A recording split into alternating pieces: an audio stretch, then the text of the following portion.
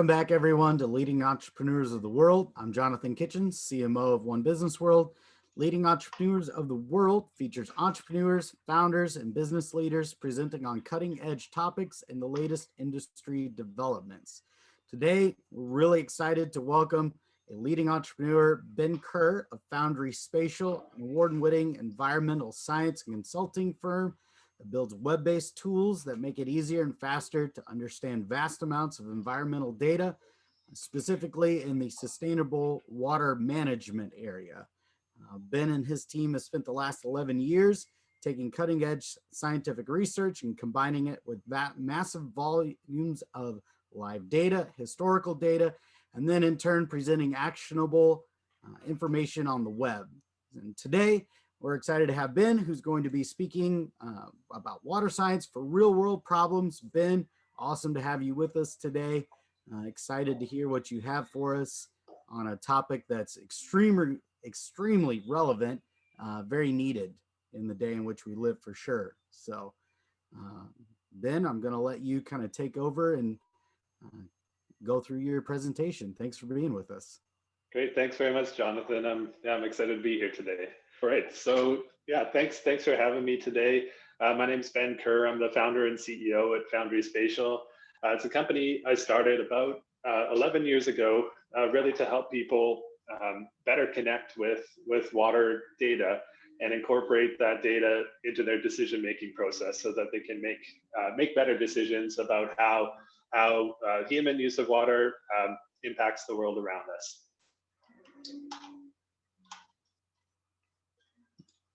So safe and secure access to water is essential for all forms of life, and it's a critical supply for every industry. Over the past century, water has been seen as a plentiful resource and a tool to support economic growth. The Dust Bowl, combined with the Depression in the 1930s, challenged farming practices in the US West. Unreliable supply of rainfall and surface water caused farmers to dig deeper in search of water to use to grow their crops. Similar tactics have been used around the world, but now in the face of a changing climate, we really must rethink our relationship with water. Water is a dynamic resource. Whether it's here today or gone tomorrow, it often depends on weather conditions hundreds of miles away from the location where you're at. Water withdrawals upstream can impact supply downstream, and overuse of groundwater can invisibly suck streams dry from below. It's almost impossible for the average person to understand these dynamics. The data is often difficult to find, acquire, and understand. As a result, it's hard to understand if our individual actions are good or bad. Water information is complex and generally not comprehensible or accessible to stakeholders. You might be thinking, so what? The ground in the Central Valley of California has sunk by 10 meters or more, triggering amongst other factors, new regulations that could evaporate $6 billion per year or more of farm revenue. Dwindling supplies suitable for human use are wreaking havoc in India. Cape Town almost reached day zero of their water supply in 2018. Drought has triggered ongoing unrest in the Middle East, sending rural populations to cities searching for employment. The impacts of unsustainable decision-making about water are visible around the world. At Foundry Spatial, we're working to change all of that. By connecting water users and managers with science, data, and technology, we're empowering decisions that will shape the future of watershed and aquifer management. I'll talk a little bit about what we're doing to address the problem and then show some of our work in action. Like many industries, change in the water business has come slow, but we're now in the midst of a digital transformation where utilities, governments, and water users are realizing the benefits of data-driven decision-making. Part of this transformation involves not just better data management, but rethinking human aspects of the existing processes. Up to now, if you want to know how much water is available, you need to hire an engineering consultant and wait for them to bring you a report. And if you need reports for different locations, you need to repeat that process over and over again, incurring great cost and taking lots of time. We found a better way to address this problem. We've developed a water framework, which is kind of like an iceberg. Sleek and beautiful above the water, clean and simple user interfaces ensure users can access the information they need when they need it. Hiding below the surface is a complex network of data sources, scientific and engineering models, and massive amounts of data. Automation ties these together, allowing users to get the insight they need on demand. Our tools are currently available in Western Canada and will soon be rolling out across the United States. They're creating a massive impact, not just to the financial bottom line, but to environmental performance.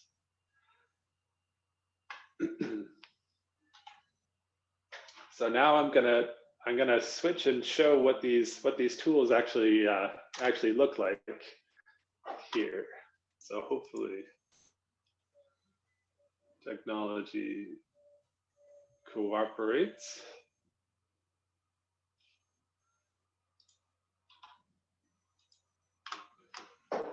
So what we're looking at here is one of our water framework implementations in central British Columbia. So here we see a small community of Smithers. All of these dots on the map represent where existing water rights have been given out to people or companies for various purposes, whether that's agriculture, road construction, infrastructure development, power production, any range of use of water. By simply clicking on any stream, lake, or river at any location, we automatically define the watershed upstream of that location and then provide direct access into a detailed report describing what's going on at that location. So it talks about things like the annual hydrology characteristics of the watershed, how much water passes through that watershed every year, how much has already been given out to water users, and how much remains for the needs of the environment. You can see information on the timing and the quantity of water use and how much information or how much water is available under the existing environmental policies in the jurisdiction that's responsible for managing that water. There's information on the types of water use that are occurring in the watershed presently, how much water is used by various industries, and whether that water is coming from groundwater out of aquifers under the ground, or as surface water out of streams and lakes and rivers flowing through the watershed. People can dive deeper and see the actual legal documents underpinning these rights. They can also understand how variable the supply is from year to year based on climate patterns and based on other hydrologic controls of variability. You can get information on the land cover components of the watershed, what the current and future climate looks like. You can understand how patterns of precipitation may change into the future, and how accumulations of snow could change as well too, which have a strong impact on water supply during the spring and summer.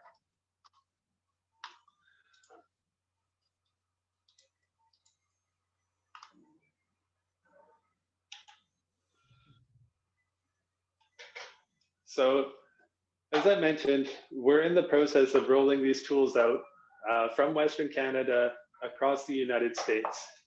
In addition to expanding our coverage of these detailed technical information tools, we also believe that we can provide value to a much broader audience who aren't looking to evaluate new water sources, some users just want to understand how their current supply is doing or how exposed their supply chain is to water-related risk. This could be people in industries such as food and beverage production, textile manufacturing, logistics operations. Water really impacts every single thing that we do, whether that's water for consumption or whether that's water to support a business process or the production of goods. So this farmer's pond is run dry. What does this mean to him? What does it mean to his customers? The farmer knows that water risk equals business risk, but the supply chain that depends on that farmer can't effectively plan and manage for that risk. We're working to bring this kind of risk evaluation to the broader corporate market, where investors are holding companies to higher standards on ESG criteria. The ability to plan and manage for water risk will separate the winners and losers in the decades to come. Thanks very much for tuning in, and please feel free to reach out directly if you have any questions or would like further information. Awesome. Thanks so much, Ben. A couple questions. Interesting in the interplay of data and the kind of where you guys are really focusing in on bringing that data out of kind of the complexity of an individual user, or even, maybe like a municipality, whether that's a council or something else, trying to figure out that data for themselves, but really creating a tool that allows people to kind of get an idea of that. In your ideal scenario, who do you think is like the best case use happening now, and maybe where do you see in the next maybe 5 years or so you guys kind of developing that into? Yeah, so it's a great question. So traditionally, kind of this information's only been available to experts.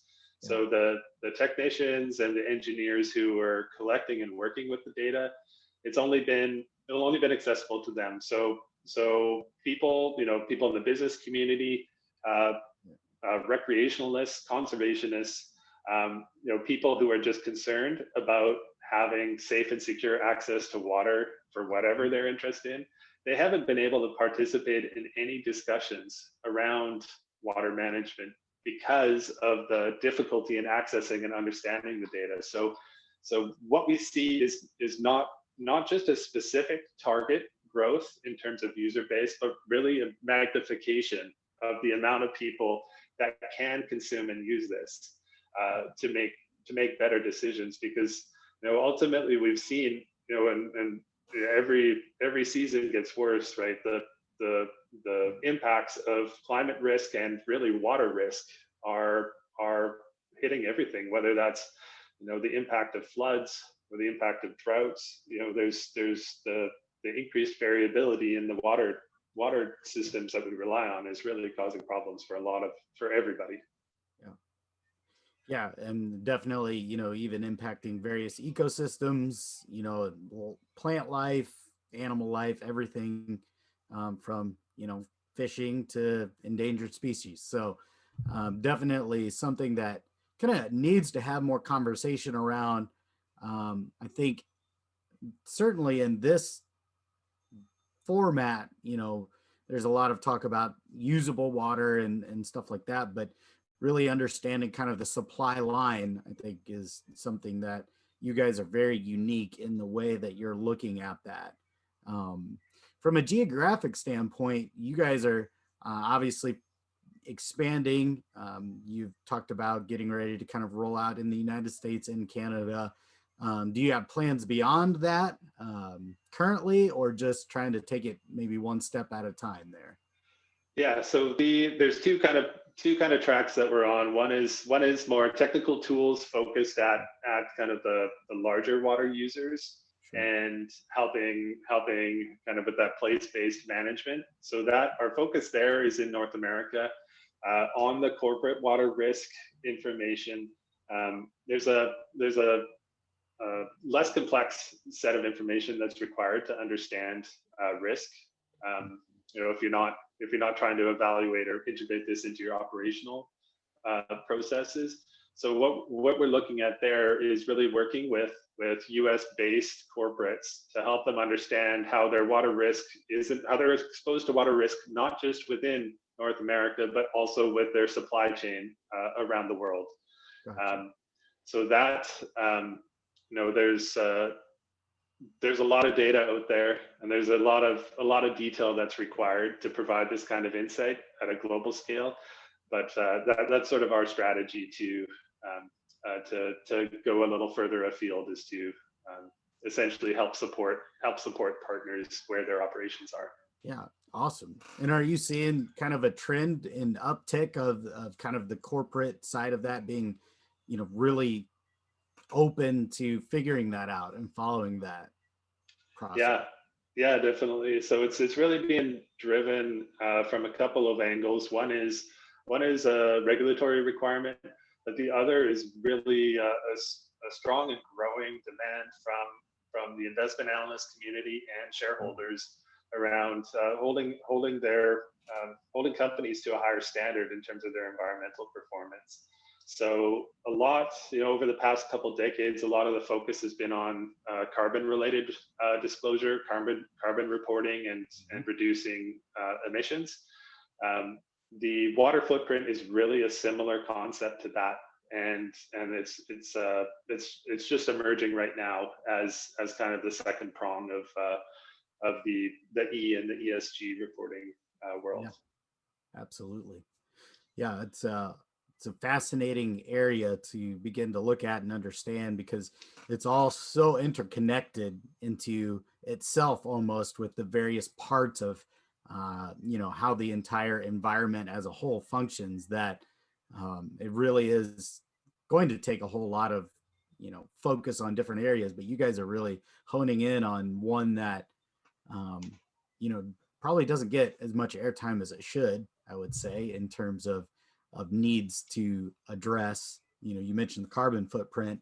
I don't think I've heard many people refer to the water footprint yet, but at least in areas of the world and areas of the country that are less drought prone, I would say. So yeah, that's really the problem, is that that's been the story of the last 150 years of of economic development around the world, right? Is that water hasn't been something that's been valued appropriately.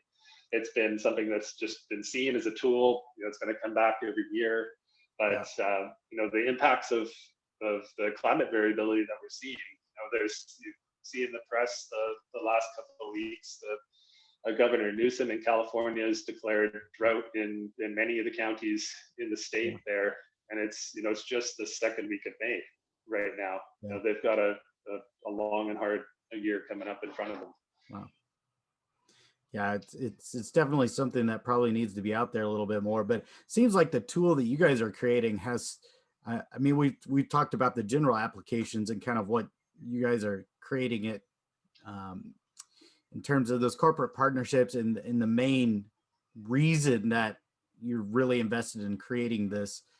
But it seems like it even has, as you begin to expand and look across the globe, applications that are, everything from corporate to humanitarian, really, when you start to kind of talk about even some of the things you referenced with, India's water problems and South Africa, different issues with that. Seems like a tool that should really be able to help make a difference, even in humanitarian efforts, even beyond just corporate partnerships, although that's probably a key part of that for sure. But yeah, definitely. So the first hint of that is the work that we're doing in California. It's not a humanitarian focus, but it's also not on corporate or industrial water use. Sure. The driver really there is in California, the water cycle is it's wet in the winter, and then it's dry basically from now through to the early fall. So that's not the time when people need water typically for their crops, right? In the wintertime, you're not growing grapes, you're not growing strawberries in the winter. You need that water for irrigation in the summer. So when you have a lot of demand, when there's not a lot of water in the system, that naturally creates pressure on the supply. So what our partners at the Nature Conservancy in California are, one of the things that they do is work with landowners who have water rights to shift the timing of their use from the summer when there's low supply to the winter where there's a bigger supply, and then they can take water out of the streams at that time and store it in their ponds to use to irrigate in the summer. It makes perfect sense, right? Just shift that timing of use to when it's bigger supply and away from that time where it's tighter. It's such a complicated process to actually do that sometimes it can take 2 or 4 years to actually get that process through. So that's a kind of it's not a humanitarian application of this, but it's not a revenue kind of optimizing approach. It's really just a tool to help shift the load and balance it into the dynamics of the system. Yeah, no, that's fascinating. I'm excited to kind of follow the progress there. One last question, a little more on the entrepreneurial business side rather than the water, but what is your best advice to, you've been, in business 11 years now. That's a milestone all to its own. But if you were giving advice to somebody, dealing with the pandemic, people starting businesses now, coming out of all this, and or trying to sustain their business, what's your advice to them? I'd say don't expect it to work right away. There's a lot of I guess drama painted around the journey of entrepreneurship, but it can be a hard road, especially if you're trying to change things. You're going to get people who question what you're doing, question whether you can achieve what you're setting out to do.